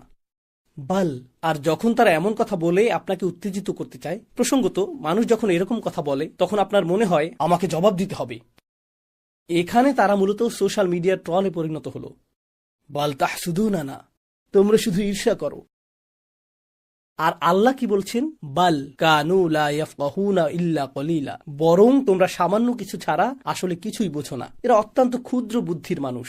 আল্লাহ বলছেন, যখন মানুষ আপনাকে উত্তেজিত করতে চায়, এটা এই ইঙ্গিত প্রদান করে যে তাদের বুদ্ধির পরিমাণ আনুবীক্ষণিক, অতি ক্ষুদ্র। তাই এদের সাথে সংলাপ অপ্রয়োজনীয়। যখন তারা বলে বাল তাহসুদুনানা, আল্লাহর জবাব হলো তারা সামান্যই বোঝে। এরকমই হওয়ার কথা। বোকাদের থেকে এটুকুই আশা করা যায়। بل كانوا لا يفقهون إلا قليلا এটা আমাদের শেখাচ্ছে কিভাবে আমরা এগুলো মোকাবেলা করব। আজকাল মানুষ অনলাইনে কিছু দেখলে সঠিকভাবে তাতে মনোযোগ দেয় না, তারা শুধু কমেন্ট পড়ে, তারা শুধু নিচের মন্তব্যগুলো পড়ে। আমার সমস্যা হলো, আমি কখনো ইতিবাচক মনোভাবের কারণে কমেন্ট করিনি। মাঝে মাঝে আমি মজা করার জন্য ফিরতি কমেন্ট করি, এমন মানুষের উদ্দেশ্যে যারা আমাকে নিয়ে কমেন্ট করে শুধুমাত্র মজা নেওয়ার জন্য, কারণ আমি এটা উপভোগ করি। একবার এক লোক আমার দাড়ির সাইজ নিয়ে ক্ষুব্ধ হয়ে লিখল, ভাই আপনার দাড়ির ঠিক নেই, কিন্তু সে বিয়ার্ড বানান ভুল করে ব্রেড লিখেছিল, অর্থাৎ আপনার রুটির ঠিক নেই। আমার একটা ছবিতে স্যুট পরিহিত ছিলাম, এক লোক বলল, ভাই পোশাকটি ঠিক হয়নি। তার প্রোফাইল পিকচারে সে সানগ্লাস পরেছিল।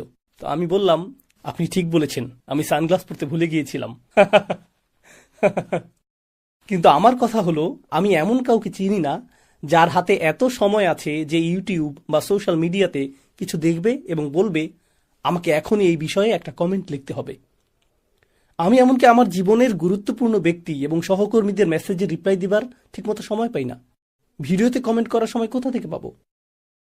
যারা এই ধরনের কাজ করে তাদের হাতে এক ধরনের বিশেষ সময় থাকে, তাই না? তাদের সেই কমেন্ট থেকে অনেক সময় বুঝতে পারবেন যে তাদের মস্তিষ্কের নিউরনগুলোর একটি থেকে আরেকটির দূরত্ব কত বেশি। যন্ত্রণাদায়ক শাস্তি দেবেন। এই আয়াত আমাদেরকে এই শিক্ষাও দেয় যে আপনি যদি প্রতিবন্ধী, অসুস্থ, দরিদ্র বা কোনোভাবে পিছিয়ে থাকেন, তবুও আপনাকে সাধ্য অনুযায়ী আল্লাহর আনুগত্য করতে হবে। হাসপাতালের বিছানায় শুয়ে থেকেও আপনি আল্লাহ থেকে মুখ ফিরিয়ে নিতে পারেন।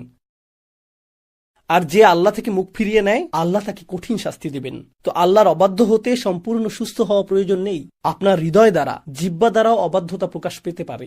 আপনার শরীরের কোনো অঙ্গ না নড়লেও আপনার জিহ্বা কুফুরি কথা বলতে পারে। ইয়া তাওয়াল্লা, সে মুখ ফিরিয়ে নিয়েছে। সুতরাং পাপ কাজ করার সম্ভাবনা সকলেরই রয়েছে।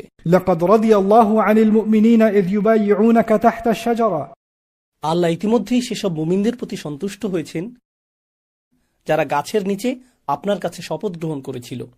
فعلم ما في قلوبهم তিনি জানতেন তাদের হৃদয়ের অভ্যন্তরে কি আছে, فأنزل السكينة عليهم আর তিনি তাদের উপর প্রশান্তি নাজিল করলেন। এখন আমরা দু ধরনের প্রশান্তি সম্পর্কে শিখলাম। একটি ছিল ভিতরগত, অন্যটি হলো উপরে। তো এর দ্বারা তারা আচ্ছাদিত হয়েছিলেন এবং এটা তাদের হৃদয়ে প্রবেশ করানো হয়েছিল। ওয়া আসাবাহুম ফাতহান করিবা, এবং তিনি তাদের নিকটবর্তী একটি বিজয়ের সংস্পর্শে আনলেন। সেই নিকটবর্তী বিজয়টি কি? আসন্ন ছোট সেই বিজয়টি হলো খাইবার। প্রসঙ্গত, খাইবার থেকে প্রাপ্ত সম্পদ ছিল এ পর্যন্ত অর্জিত সম্পদের মধ্যে সর্বাধিক। অথচ আল্লাহ এটাকে কেবল নিকটবর্তী বিজয় বলে উল্লেখ করেছেন।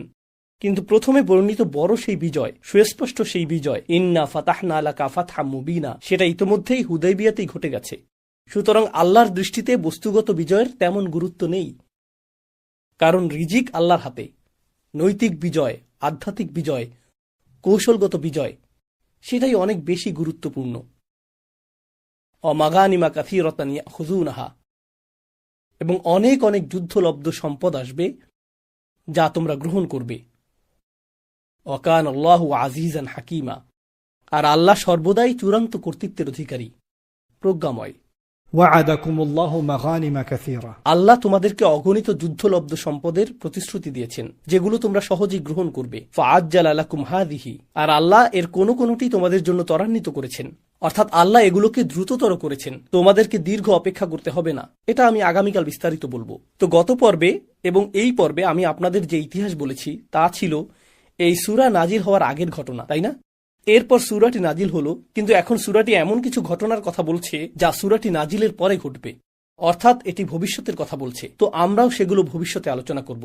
এগুলো কোন ঘটনার দিকে ইঙ্গিত করছে সেটা পরে আসছে। আমরা এক ধরনের প্রতীক্ষায় আছি, ঠিক যেমন সাহাবীরা প্রতীক্ষায় ছিলেন যে কোন বিষয়ে কথা বলেছেন। সেগুলো শুধু তোমরা গ্রহণ করবে সেই অপেক্ষায় রয়েছে। ভাষাগত দিকে লক্ষ্য করুন, বারবার কি উঠে আসছে? অনেক টাকা আসছে, অনেক সম্পদ আসছে, অনেক জমি আসছে, অনেক উপায় উপকরণ আসছে। এর সাথে আল্লাহ এই কি ওয়ার্ডটিও ব্যবহার করলেন, ওয়া উখরা। এটা গৌণ, যেন এটা কখনো তোমাদের লক্ষ্যই ছিল না। রাসূল সাল্লাল্লাহু আলাইহি সাল্লামের লক্ষ্য কখনো জমি, এলাকা বা সম্পদ ছিল না। আল্লাহ এগুলো উপজাত হিসেবে প্রদান করেছেন। এগুলো সবসময় দ্বিতীয় স্থানে, এগুলো শুধুই মাধ্যম। ওয়াকান আল্লাহু আলা কুল্লি শাইইন কাদিরা, আল্লাহ সর্বদাই সবকিছুর উপর পূর্ণ ক্ষমতার অধিকারী। এখানে আল্লাহ আমাদের বলছেন যে ইসলামের উদ্দেশ্য ক্ষমতা নয়, ইসলামের উদ্দেশ্য ভূখণ্ড নয়, ইসলামের উদ্দেশ্য ছিল এর চেয়েও মহৎ। ভূখণ্ড এমনিতেই চলে আসবে। উপনিবেশ পরবর্তী সময়ে ইসলামী আন্দোলনগুলোর যে সংকট তৈরি হয় তা হল ক্ষমতার প্রতি অতিমাত্রায় এক ধরনের মোহবিষ্টতা তৈরি হয়। এই মোহবিষ্টতা ছিল আমাদের ভূখণ্ডের অধিকার নিতে হবে, আমাদেরকে রাষ্ট্রীয় ক্ষমতা গ্রহণ করতে হবে। রাষ্ট্রীয় ক্ষমতার সমস্যা হলো, ধরুন কোনো মুসলিম দেশে যেমন পাকিস্তানে কিছু ইসলামপন্থী মানুষ হুট করে ক্ষমতা দখল করল। কিছু ধর্মভীরু সামরিক জেনারেল বলল, আমরা দেশে ইসলামী শাসন প্রতিষ্ঠা করব, শরিয়া আইন বাস্তবায়ন করব। এখন সবার অবস্থা এরকম, তাকবীর, তাই না? আর আমরা আসলেই আনন্দিত, কারণ এখন আমরা পূর্ণাঙ্গ ইসলামিক রাষ্ট্র পেলাম। ইসলামিক আইন অনুযায়ী সব হারাম জিনিস অপসারণ করা হবে, নাইট ক্লাব বন্ধ করা হবে, বার বন্ধ করা হবে, সুদ বিলুপ্ত হবে, রাতারাতি সবকিছু পরিবর্তিত হলো। এটাই কি আসলে ইসলামের উদ্দেশ্য? যদি তাই হয়, তাহলে আপনি ইসলামের আইন এমন এক জনগণের উপর চাপিয়ে দিচ্ছেন যাদের বেশিরভাগেরই এই আইনের প্রতি কোনো আগ্রহ নেই, তারা এটা মানতেও চায় না। তো আপনি নিশ্চিত করছেন যে মানুষ আল্লাহর সন্তুষ্টির পরিবর্তে ভিন্ন উদ্দেশ্যে এই আইন মানছে, যার অর্থ আপনি মুনাফিকির এক বিশাল সংস্কৃতি তৈরি করছেন। মুনাফিকির বিশাল বড় এক সংস্কৃতি। উদাহরণস্বরূপ, ইরানে তাদের নিজস্ব ধরনের শরিয়া আইন বাস্তবায়ন করা হয়েছে, তাই না? শিয়া জনগণের নিজস্ব শরিয়া আইন রয়েছে। তাদের নিজেদের মধ্য থেকে কতগুলো বিদ্রোহ ও প্রতিবাদ ঘটে যাচ্ছে। কেন? যদি ইসলামের উদ্দেশ্য হয় সরকার প্রতিষ্ঠা করে, আইন প্রণয়ন করে শূকরের মাংস বিক্রি নিষিদ্ধ করা, মদ নিষিদ্ধ করা, এটাকে যদি ইসলামের উদ্দেশ্য বলে আপনার মনে হয়, সেটা আপনি মনে করতে পারেন। কিন্তু আপনি যদি রাসূল সাল্লাল্লাহু আলাইহি ওয়াসাল্লামের সিরাত অধ্যয়ন করেন, তাহলে লক্ষ্য করবেন প্রথম উদ্দেশ্য ছিল মূলত এমন মানুষ তৈরি করা যাদেরকে আল্লাহর আনুগত্য করাতে সরকারি নিয়ন্ত্রণের প্রয়োজন পড়বে না। তাদেরকে রোজা রাখানোর জন্য সরকারি নির্দেশের প্রয়োজন হবে না। মদ পান বন্ধ করতে তাদেরকে সরকারি আইনের অপেক্ষায় থাকতে হবে না। রাসূল সাল্লাল্লাহু আলাইহি ওয়াসাল্লামের সিরাতে সবচেয়ে বিস্ময়কর যেসব পরিবর্তন ঘটে গিয়েছে, যে বিপ্লব সাধিত হয়েছে, এমনকি খিলাফত প্রতিষ্ঠা, খিলাফত ব্যবস্থাটিও এমন মানুষদের হাত ধরে এসেছে যারা ইতিমধ্যেই নিজে থেকেই আল্লাহর প্রতি পূর্ণ অনুগত ছিলেন। তাদের সংখ্যাগরিষ্ঠ সংখ্যক ইতিমধ্যেই আল্লাহর আনুগত্যে নিমজ্জিত ছিলেন। স্বাভাবিকভাবেই তারা এমন একটি ব্যবস্থা প্রতিষ্ঠা করলেন যা তাদের নিজেদের বিশ্বভাবনার সাথে ছিল সামঞ্জস্যপূর্ণ। তারা ইতিমধ্যে আল্লাহর কিতাব এবং তার রসুলের প্রতি অনুগত। এখন আপনি যদি এটা জনগণের উপর জোরপূর্বক চাপিয়ে দেন, তাহলে এটা কি লা ইকরাহা ফিদ্দিন বা ধর্মে কোনো জবরদস্তি নেই এর এক ধরনের লঙ্ঘন হবে না? আমার স্মরণ আছে, আমার শৈশব কেটেছে সৌদি আরবে। এখন সেখানে আর এই নিয়ম নেই। আগে সেখানে মুতাওয়া ছিল, রিয়াদে, যেখানে আমার শৈশব কেটেছে। যদি আসরের সময় আপনি রাস্তায় থাকেন আর আজান হয়ে যায়, তাহলে আপনার রাস্তায় না থাকাটাই বরং উত্তম। সেখানে পুলিশ অনুমোদিত এক ধরনের বিশেষ কর্মচারী ছিল যাদের বলা হতো মুতাওয়া। তাদের হাতে লম্বা একটা লাঠি থাকত। বেনামাজি অবস্থায় কাউকে দেখলে তারা মাথায় আঘাত করত। আপনি যদি দৌড়ে মসজিদে না যান, তাহলে তারা পুলিশ ডাকত। আর নামাজের সময় দোকান বন্ধ রাখতে হবে। কোনো দোকান খোলা পেলে দোকানদারদেরকে টেনে নিয়ে যাওয়া হতো। আর আমাদের আশেপাশে অনেক বাংলাদেশি মুসলিম, ভারতীয় মুসলিম, পাকিস্তানি মুসলিম, শ্রীলঙ্কান মুসলিম থাকতেন। কিন্তু সেখানে শ্রীলঙ্কান হিন্দু ও খ্রিস্টানরাও ছিল। তাদেরকেও মাঝে মাঝে জোর করে মসজিদে টেনে আনা হতো। তারা তো আরবি বোঝে না। তারা শুনতো সবাই বলছে আসসালামু আলাইকুম, আর তারা উত্তর দিত ওয়ালাইকুম আসসালাম। সালাহ সালাহ, নো নো নো সালাহ, না বললেই মার। তার জীবনের প্রথম সালাহ হলো এরকম। আল্লাহু আকবার, তাকবীর। এমনকি মুসলিমদেরকেও নামাজের জন্য মার খেতে হতো। আপনি কি মনে করেন এটা ইসলামের উদ্দেশ্য? রাসূল সাল্লাল্লাহু আলাইহি ওয়াসাল্লাম যখন ফজরের নামাজ পড়তেন, কোনো সাহাবী নামাজে না এলে এ বিষয়ে শক্ত কিছু হাদিস রয়েছে, কিন্তু কোনো হাদিসেই বলা হয়নি ঘাড় ধরে টেনে নিয়ে এসে নামাজ পড়াও। কোনো হাদিসেই নেই। পরবর্তীতে ওমর রাদিয়াল্লাহু তাআলা আনহুর সময়ের ঘটনা। তিনি এক ব্যক্তিকে বাড়িতে মদ পান করতে দেখলেন। তিনি রাস্তায় হাঁটতেন, তাই না? জানালা খোলা ছিল। ভেতরে লোকটিকে মাতাল অবস্থায় দেখতে পেলেন। ওমর রাদিয়াল্লাহু তাআলা আনহু বললেন, তুমি হারাম কাজ করছো। লোকটি বলল, আমি একটি হারাম কাজ করেছি, আপনি করেছেন তিনটি। প্রথমত, আপনি আমার ঘরের ভেতরে উকি দিয়েছেন। দ্বিতীয়ত, আপনি অনুমতি ছাড়া প্রবেশ করেছেন। তৃতীয়ত, আপনি ধারণা করেছেন। কিভাবে জানলেন যে এটা মদ? উমর ইবনুল খাত্তাব তাকে ছেড়ে দিলেন। তিনি চলে গেলেন। কয়েকদিন পর উমর রাদিয়াল্লাহু তাআলা আনহু খুতবা দিচ্ছেন। শ্রোতাদের মধ্যে কে ছিল? সেই লোকটি। পরে উমর তাকে ডেকে বললেন, আমি কাউকে তোমার কথা বলিনি। লোকটি বলল, সেদিনের পর থেকে আমিও মদ ছেড়ে দিয়েছি। কুরআনের লক্ষ্য হল বিজয়। সেই বিজয় হলো এমন মানুষ তৈরি করা যারা আল্লাহর আনুগত্য করবে। এমনকি যদি তাদের প্রতিটি ইন্দ্রিয় আল্লাহর অবাধ্যতার পথে তাড়িত করে। হুদাইবিয়াতে কি তাই ঘটেনি? সেটাই কি চূড়ান্ত বিজয় নয়? আপনি কি মনে করেন আমাদের সন্তানেরা যদি নামাজ পড়তে না চায় আর আমরা তাদের কোনো মুসলিম দেশে নিয়ে যাই যেখানে নামাজ বাধ্যতামূলক, আমাদের সন্তানেরা যদি হিজাব পড়তে না চায়, কোরআন পড়তে না চায়, দ্বীনের প্রতি আগ্রহী না হয়, তারা যদি কনসার্টে যেতে চায়, জুয়া খেলতে চায়, মদ পান করতে চায়, আর আপনি শুধু হারাম বলে তাদেরকে বাধা দিচ্ছেন, এখন তারা প্রাপ্তবয়স্ক হয়ে উঠল, তারা কিন্তু এই কাজগুলো করতে চায়, আর আপনি তাদেরকে কোনো মুসলিম দেশে রেখে বাধা দিচ্ছেন, এতে তারা ইমানদার হয়ে যাবে? আপনি কি মনে করেন সেটা আল্লাহর দৃষ্টিতে তাদেরকে সফল করে তুলবে? কিয়ামতের দিন আল্লাহ কি তাদের কোনো মুসলিম দেশে অবস্থান করে বাধ্য হওয়ার কারণে বিচার করবেন? তারা যা করতে পারেনি আল্লাহ কি সেটা বিচার করবেন, নাকি হৃদয়ের অবস্থা বিচার করবেন? ইসলামের চূড়ান্ত বিজয় হল মানুষকে কিয়ামতের দিন আল্লাহর সামনে সফল হিসেবে উপস্থাপন করা। যদি এই লক্ষ্য অর্জিত না হয়, যদি সেটা আপনার লক্ষ্য না হয়, যদি আপনার লক্ষ্য হয় ইসলামিক আইন জোরপূর্বক চাপানো, যাকে আপনি ইসলাম বলে মনে করছেন, তাহলে আপনি ব্যর্থ। কোটি মানুষকে জোর করে নামাজ পড়ানো এবং হালাল খাবার গ্রহণে বাধ্য করার কি মূল্য, যেখানে তাদের অধিকাংশই তা চায় না? সেক্ষেত্রে যখনই তারা স্বাধীনতা পাবে, তারা অন্য পথে চলে যাবে।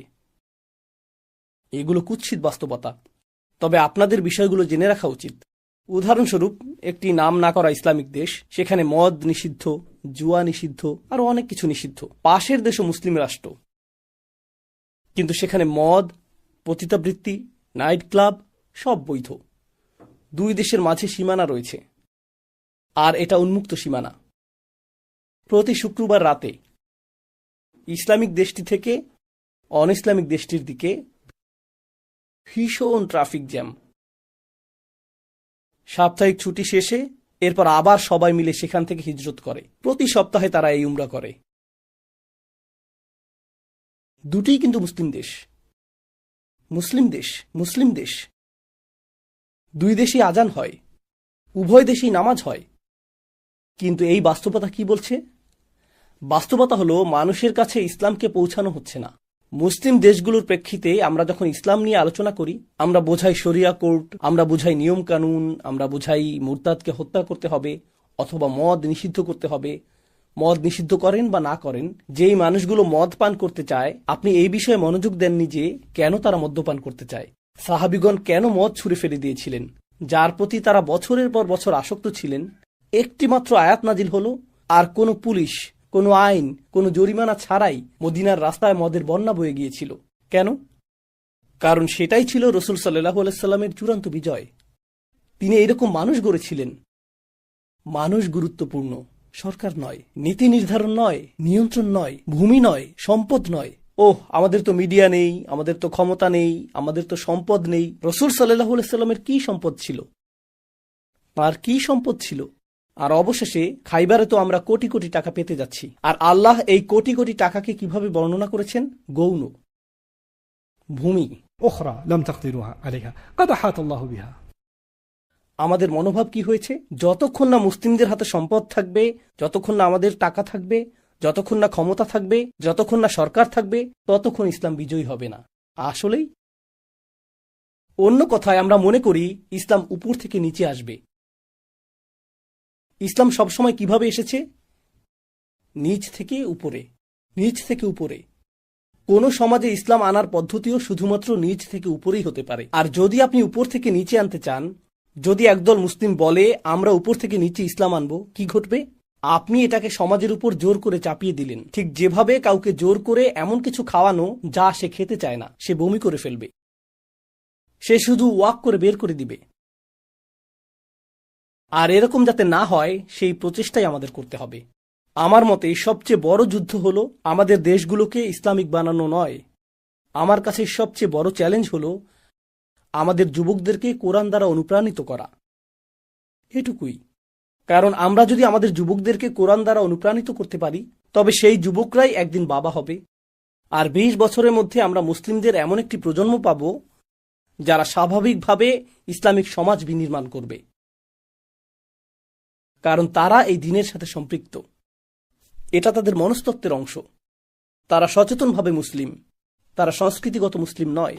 তারা এজন্য মুসলিম নয় যে তাদের বাবা মুসলিম, তারা মুসলিম কারণ তারা এই দিনকে ভালোবাসে, তারা এতে বিশ্বাসী, তারা তাদের অমুসলিম বন্ধুদেরও এই মূল্যবোধে অনুপ্রাণিত করতে পারে।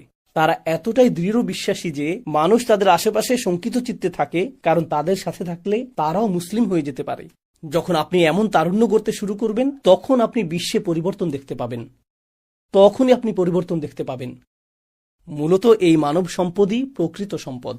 দিয়ে আমি আজকের আলোচনা শেষ করব, কারণ বাকি আয়াতগুলো বেশি ভারী। ইনশাআল্লাহ সেগুলো নিয়ে পরের পর্বে আলোচনা করব। এবং পরবর্তী তো আপনি যখন বসে বসে এটা শুনছেন আর ভাবছেন আমি তো বেশ বড় ভুল করে ফেলেছি, এখানে হয়তো এমন কেউ বসে আছে হয়তো ব্যভিচারের ভুল করে ফেলেছেন, আল্লাহ আপনাদেরকে রক্ষা করুন। আপনাদের কেউ কেউ হয়তো সেই পথে অগ্রসর হচ্ছেন, আপনাদের কেউ কেউ হয়তো শিরক করেছেন। সকল ধরনের অপরাধ সংঘটিত হচ্ছে আর মানুষ সকল ধরনের অপরাধে লিপ্ত হচ্ছে। আপনি যদি তওবা করেন এবং আল্লাহর কাছে ফিরে আসেন, এই সকল অপরাধ শেষ হয়ে যাবে। কিন্তু এরপর আপনাকে ভালো পথে চলতে হবে। আমিলা আমালান সলিহা ফাউলাইকা ইউবাদদিলুল্লাহু সাইয়্যাতিহিম হাসানাত। অন্য কথায়, যখন আপনি আল্লাহর কাছে ফিরে আসবেন, এটা প্রকৃত অর্থেই প্রত্যাবর্তন হতে হবে, এটা কৃত্রিম হতে পারবে না। ওয়া কানাল্লাহু গফুরুর রহিমা। আর আল্লাহ সর্বদাই ক্ষমাশীল, অতিমাত্রায় ক্ষমাশীল, সর্বদা প্রেমময়, যত্নশীল এবং করুণাময়। আমার সময় ফুরিয়ে যাচ্ছে, কিন্তু আপনাদের সাথে আরো কয়েকটা বিষয় শেয়ার করতে চাই। আসুন এই তালিকাটা প্রথমে শেষ করি, এটা শেষের দিকে। কেউ বলতে পারে যে আমি শিরক করিনি, আমি হত্যা করিনি, আমি জিনাও করিনি, আমি শুধু ছোট বিষয়গুলো করেছি, যেমন আমি ফজরের নামাজ পড়িনি, একদিন ফ্রিজ থেকে আমার ভাইয়ের চকলেট মিল্ক চুরি করে খেয়েছি, বেশ কয়েকবার বাবার সাথে চড়া মেজাজে কথা বলেছি, আরেকদিন একটা পার্টিতে কিছুটা গীবত করে ফেলেছি, কিন্তু আমি হত্যা করিনি। এই তওবা তো আসলেই খারাপ অপরাধীদের জন্য। তাহলে আমার কি হবে? সাধারণ পাপীদের কি হবে? বাকি আমরা যারা রয়েছি, কারণ তারা হলো উঁচু স্তরের পাপী, তাই না? তো পরবর্তী আয়াত বলছে, তোমরা বাকি যারা রয়েছ, ওয়ামান তাবা, যেই তাওবা করেছে, যে কোনো ধরনের তাওবা, আমিলা সালিহান, সৎ কাজ করেছে, ফাইন্নাহু ইয়াতুবু ইলাল্লাহি মাতাবা, তো যখন সে আল্লাহর কাছে ফিরে আসে আন্তরিকভাবে, অনুতপ্ত হয়ে, আল্লাহ সেটাও স্বীকার করেন। না না না, কারণ আমার পাহাড় সম পাপ প্রয়োজন, এটাকে পাহাড় সম পুণ্যে রূপান্তরিত করার জন্য, এটাকে পাহাড় সম পুণ্যে রূপান্তরিত করার জন্য এমন প্রয়োজন নেই। যেই পাপে লিপ্ত থাকেন না কেন, শুধু তওবা করুন। ফাইন্নাহু ইয়াতুবু ইলাল্লাহি মাতাবা ওয়াল্লাযীনা লা ইয়াশহাদুনা যুর। এমন মানুষ যারা অন্যায়ের সাক্ষ্য হয় না। এর অর্থ হলো তারা সহ্য করে না যখন কোনো অন্যায় সংঘটিত হয়। এই মানুষগুলো আল্লাহর কাছে মর্যাদা সম্পন্ন, কারণ তাদের পরিসরে কেউ যখন মানসিকভাবে নির্যাতনের শিকার হয়, কেউ যখন অর্থনৈতিকভাবে নির্যাতনের শিকার হয়, তাদের পরিবারে ধরুন দুই ভাই মিলে কোনো ব্যবসা করে আর তাদের একজন সকল অর্থ আত্মসাৎ করে অন্যজনকে বঞ্চিত করে, যার ফলে আদালতে গিয়ে এখন একে অপরের বিরুদ্ধে অবতীর্ণ। সেখানে আপনার হয়তো কোনো এক পক্ষের সাথে সম্পর্ক রয়েছে, আপনি নিশ্চুপ দাঁড়িয়ে থেকে অন্যায় হতে দিবেন না, আপনি এটা হতে দিবেন না।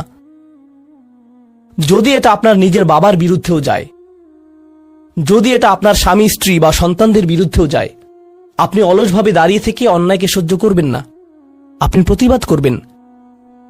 কমপক্ষে এর নীরব অংশীদার হবেন না, আপনি সে স্থান ত্যাগ করবেন। এর সাথে আমার কোনো সম্পর্ক নেই, আমি এর অংশ হতে চাই না। লা ইয়াশহাদুনা যুর, এর আরেকটা অর্থ হলো তারা মিথ্যা সাক্ষ্য প্রদান করে না। কখনো আপনার উপর চাপ থাকে এমন মানুষের পক্ষ অবলম্বন করার জন্য যারা অন্যায়কারী। আপনি জানেন যে তারা অন্যায়কারী, কিন্তু তারা বলে পরিবার আগে ভাই, অথবা বন্ধুত্ব সবার আগে। আর আপনি যদি এটা করেন, যদি আপনার আনুগত্য ভুল স্থানে প্রদান করেন, এটা জেনে শুনে যে আপনি ভুল, তাহলে এটা লা ইয়াশহাদুনা যুর এর লঙ্ঘন। আয়াতটির দ্বিতীয় অংশ, ওয়া ইযা মাররু বিল্লাগwi মাররু কিরামা, এটাও অসাধারণ। এই আয়াতে আল্লাহর কাছে আপনাকে অসাধারণ বানিয়েছে কোনটি? আপনি একটা আসরে রয়েছেন, বন্ধুরা সবাই ঘুরে বেড়াচ্ছে, অথবা আপনি হয়তো কোনো হোয়াটসঅ্যাপ গ্রুপে আছেন। আজকাল যোগাযোগের বিভিন্ন মাধ্যম রয়েছে, আর এই সকল যোগাযোগের মাঝে মানুষ যুক্তিহীন কথা বলে থাকে, মানুষ একে অপরের বিরুদ্ধে গীবত করে, তারা একে অপরের প্রতি বিদ্রুপ করে, তারা একে অপরের সময় নষ্ট করে। আর আপনি এর সাথে কোনো সম্পর্ক রাখতে চান না, তো আপনি কি করবেন? আপনি আসরটি ত্যাগ করবেন। কিন্তু আপনি প্রথমে একটা লেকচার দিবেন না যে এগুলো সবই অর্থহীন, তোমরা নিজেদের সময় নষ্ট করছো, আস্তাগফিরুল্লাহ, আমি তোমাদেরকে আল্লাহর দিকে ডাকছি এবং তওবা করতে আহ্বান জানাচ্ছি, তোমরা এই ভিডিওটি দেখো, আমি এই আসর ত্যাগ করছি না। অথবা আপনি কোনো পার্টিতে রয়েছেন আর বললেন আস্তাগফিরুল্লাহ, তোমরা সবাই গীবত করছো, আমি এখান থেকে চলে যাচ্ছি। ওয়া ইযা মাররু বিল্লাগwi মাররু কিরামা। যখন তারা এই ধরনের আসরের পাশ দিয়ে যায়, যখন তারা এই ধরনের পরিস্থিতির সম্মুখীন হয়, তারা সেখান থেকে বেরিয়ে আসে সম্মানজনক উপায়ে, মাররু কিরামা। অন্য কথায়, তারা তাদের নিজস্ব মর্যাদা রক্ষা করে। তারা এমন অবস্থায় পড়ে না যা অন্যদেরকে এবং তাদের নিজেদেরকে অপমানিত করে। আর এই প্রক্রিয়ায় তারা অন্য কাউকে খারাপ বোধ করায় না। তারা সম্মানজনক অজুহাত তৈরি করে এবং নিজেদেরকে সেই পরিস্থিতি থেকে বের করে আনে। ওয়া ইযা মাররু বিল্লাগহি মাররু কিরামা। আর সবশেষে ওয়াল্লাযীনা ইযা যুক্কিরু বিআয়াতি রাব্বিহিম লাম ইয়াখিরু আলাইহা। আসলে এখনো শেষ হয়নি, আপনাদের ভালো বোধ করার জন্য বললাম। ওয়াল্লাযীনা ইযা যুক্কিরু বিআয়াতি রাব্বিহিম লাম ইয়াখিরু আলাইহা সুম্মান ওয়া উময়ানান। এটা জুমায় অংশগ্রহণকারীদের জন্য। যখন তাদেরকে স্মরণ করিয়ে দেয়া হয়, তারা অন্ধ এবং বধিরের মতো পড়ে থাকে না। অন্য কথায়, তারা সেগুলো উপেক্ষা করে না, তারা সেগুলোকে হালকাভাবে গ্রহণ করে না। তারা কিছু শোনার পর বলে না যে হ্যাঁ, এটা আমার সম্পর্কেই বলেছে, এটা ঠিকই আমার বিবেককে আঘাত করেছে, কিন্তু আমি ভুলে যাব যে এটা আমি শুনেছি। আমি ভান করব যে এটা আমার সম্পর্কে না এবং এটা নিয়ে চিন্তা করব না। তারা ইচ্ছাকৃত বধির না, আর তারা ইচ্ছাকৃতভাবে অন্ধও না। সেই স্মরণিকার প্রতি যা তাদেরকে প্রদান করা হয়েছে, এটা ছিল আপনার সম্পর্কে, এটা ছিল আপনার কার্যকলাপ সম্পর্কে, আপনার উদ্দেশ্য সম্পর্কে। আর এখন আপনি এটা আর নিতে পারছেন না, কারণ আপনি পরিবর্তিত হতে চান না। বাল ইউরিদুল ইনসানু লিয়াফজুরা আমামাহ। মানব জাতি শুধু তার সামনে যা রয়েছে তাতে নিমজ্জিত হয়ে যেতে চায়। প্রলোভনগুলো এতটাই মজবুত। আর কোরআন উলিন নুহা সম্পর্কে বলছে, তারা এমন মানুষ যারা নিজেদেরকে সংযত করতে পারে। আপনাকে স্মরণ করিয়ে দেয়া হচ্ছে নিজেকে সংযত করার জন্য, আর আপনি বলছেন আমি সংযত হতে চাই না, আমি এই অবস্থাতেই ভালো আছি। আমি ইতিমধ্যে কাজটি করার দিন, তারিখ এবং স্থান নির্ধারণ করে ফেলেছি এবং টিকিটও করে ফেলেছি। এরপর এই খুতবাটি আমার মুড নষ্ট করে দিল। তো আমি এখন একটা বার্গার খাবো এবং খুতবায় যা শুনেছি তা নিয়ে চিন্তা করব না। তারপর সেখানে যাব যেখানে আমি যেতে চেয়েছিলাম। খুতবাটা বেশ দেরিতে শোনা হয়েছে। সেই মানুষেরা এমনটা করে না। যখন কোনো স্মরণিকা শ্রবণ করে, নিজেদের উপর এর প্রভাব পড়তে দেয়। তারা এটাকে পরিবর্তন ঘটানোর সুযোগ দেয়। এটাই তাদেরকে আল্লাহর কাছে বিশেষ মানুষে পরিণত করে। প্রসঙ্গক্রমে, কখনো কখনো আপনার ভিতরে ঘটে যাওয়া সেই পরিবর্তন অন্য কেউ দেখে না, অন্য কেউ জানে না সেই পাপ সম্পর্কে যার দিকে আপনি অগ্রসর হচ্ছিলেন। সেটা শুধুই আপনি এবং আল্লাহর মাঝে সীমাবদ্ধ। আর আল্লাহ আপনাকে তার ইবাদ হিসেবে গণ্য করেন, কারণ আপনি সেই পরিবর্তন ঘটিয়েছেন। তো এখন যেহেতু আমরা সমাপ্তির দিকে যাচ্ছি, এটাই এখানে বর্ণিত শেষ গুণ। এই মানুষেরা শুধুমাত্র নিজেদের নিয়ে উদ্বিগ্ন না, বরং তারা তাদের পরিবার নিয়ে উদ্বিগ্ন। ওয়াল্লাযীনা ইয়াকুলুনা রব্বানা হাবলানা মিন আজওয়াজিনা ওয়া যুররিয়াতিনা কুররাতা আয়ুনিন। হে প্রভু, আমাদের স্ত্রী এবং আমাদের সন্তানদের দ্বারা আমাদেরকে চক্ষুর শীতলতা দান করুন। যার অর্থ দুইটি জিনিস। আমি জটিলতা পরিহার করে আপনাদেরকে সরলভাবে কুররাতা আয়ুনিন এর অর্থ বুঝিয়ে বলছি। প্রথম অর্থ হল, ইয়া আল্লাহ, অন্য সকল কিছু আমাকে পীড়িত করে, অন্য সকল কিছু আমাকে অসুবিধায় ফেলে, কিন্তু যখন আমি আমার স্ত্রীর কাছে আসি এবং আমার সন্তানদের কাছে আসি, ইয়া আল্লাহ, এই স্থানটিকে আমার জন্য প্রশান্তিদায়ক করে দিন। আমার সকল অসুবিধা দূর হয়ে যায় যখন আমি আমার স্ত্রীর দিকে তাকাই। আমার সকল অসুবিধা দূর হয়ে যায় যখন আমি আমার সন্তানদের সাথে থাকি। ইয়া আল্লাহ, আমার স্ত্রী এবং আমার সন্তানদের মাঝে এটা প্রদান করুন, অথবা আমার স্বামী এবং আমার সন্তানদের মাঝে এটা প্রদান করুন। কুররা শব্দটির দ্বিতীয় অর্থটি এসেছে করার থেকে। করার অর্থ যখন আপনার চোখ কোথাও আটকে যায়। ইয়া আল্লাহ, আমার স্ত্রীর প্রতি আমার ভালোবাসা এতটাই সৃষ্টি করে দিন যাতে আমি তার উপর থেকে চোখ ফিরাতে না পারি। ইয়া আল্লাহ, আমার সন্তানদের নিয়ে আমাকে এতটাই আনন্দিত করে দিন এবং এতটাই ভালোবাসাপূর্ণ করে দিন যাতে আমি তাদেরকে অন্যদের সাথে তুলনা না করি। আমার যা রয়েছে তা নিয়ে আমি সুখী। তারা খারাপ বোধ করুক, এটা আমি চাই না। আমি তাদের অর্জনের স্বীকৃতি প্রদান করি। আমাকে সেই সামর্থ্য দান করুন যাতে স্ত্রী এবং সন্তানদের মাঝে কুররাতু আয়ুন খুঁজে পাই। আমাকে একটি মজবুত পরিবার দান করুন এবং আমাকে আমার পরিবারের প্রতি সন্তুষ্ট করে দিন। আপনাদের অনেকের জন্য একমাত্র দুশ্চিন্তার বিষয় হল স্ত্রী এবং সন্তান। এই দোয়া অনুযায়ী দুশ্চিন্তার একমাত্র উপশমকারী হওয়া উচিত স্ত্রী এবং সন্তান। আর আপনি নিজে চেষ্টা না করে শুধু আল্লাহর কাছে কিছু চাইতে পারেন না, কারণ আল্লাহ বিশেষ কোনো বৃষ্টি আপনার পরিবারের উপর বর্ষণ করবেন না যার ফলে আকস্মিকভাবে আপনি আপনার স্ত্রীকে ভালোবাসতে শুরু করবেন। এর জন্য চেষ্টা করতে হবে।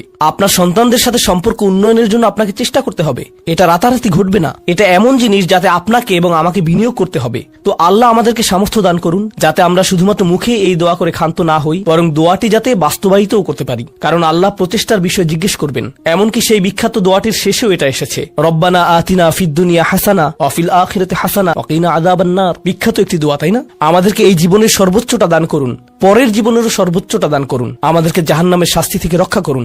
এরপরে আল্লাহ কি বলছেন? উলাইকা লাহুম নাসিবুম মিম্মা কাসাবু। তারা ততটুকু অংশই পাবে যা তারা অর্জন করেছে। আপনি শুধু দোয়া করবেন আর তা কাজ করবে তেমনটা না, আপনাকে অর্জন করতে হবে, আপনার চেষ্টাকে কাজে লাগাতে হবে। তো আপনি যখন আপনার পরিবার নিয়ে উদ্বিগ্ন থাকবেন, তখনই আপনি পরিবারে প্রশান্তি প্রদানের জন্য আল্লাহর কাছে চাইবেন। আর প্রসঙ্গক্রমে এটা দিয়ে কি বোঝায়? যে সকল স্বামীরা যারা লন্ডন শহরে রাত 2টা-3টা পর্যন্ত সীসা বারে সময় কাটান, কিন্তু বাড়িতে তাদের স্ত্রীদের কাছে যান না, কারণ তারা তাদের স্ত্রীদের মাঝে কোনো প্রশান্তি খুঁজে পান না, আর তাদের স্ত্রীরা তারাও তাদের স্বামীদের মাঝে কোনো প্রশান্তি খুঁজে পান না, যখন তারা বলবেন না ভাই আমাকে বাড়ি যেতে হবে, তখন তারা আল্লাহর কাছে বিশেষ মর্যাদা সম্পন্ন হয়ে উঠবেন।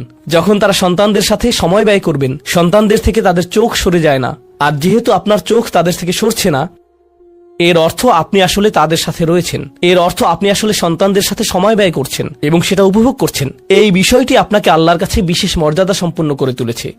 তাদের জন্যই উলাইকা ইউজজাউনাল গুরফাতা বিমা সাবারু। আর আমাদেরকে